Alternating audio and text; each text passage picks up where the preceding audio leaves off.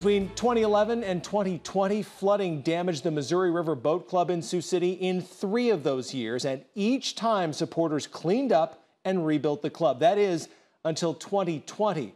Flooding in that year forced the clubhouse to close for good. Now, 3 years later, the boat club is preparing to unveil a brand new facility along the Big Sioux River. That's right. Since the flood, the club used fundraisers and donations from local companies to raise money to pay for the new club. Construction started a few months ago. A number of local businesses helped contribute by volunteering with the project and donating materials. Boat club leaders are confident the design of the new club will help it avoid any flood-related issues in the future. In 2020, we had to deal with a flood, but in 2019, we dealt with 3 floods.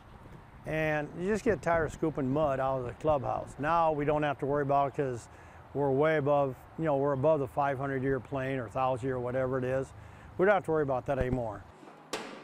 The new facility already features a new parking lot and main entrance. It will also include more indoor space with handicap-accessible bathrooms and a patio.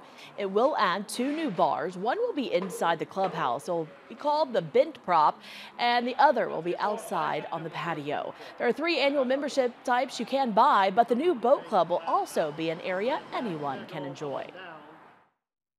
Big addition to Riverside Park here. And also we're tied into the bike trail, which is a great advantage there. And with a new bridge coming up, it'll give people something to come across the river for, come see. We want to make it kind of a destination place. Yeah, we're still a club. We still have docks out here, but we are open to the public. Butler says construction should be complete and the club will be ready to use within 3 to 4 weeks. To donate to help finish the project, check out this link inside the story right now on KTIV.com.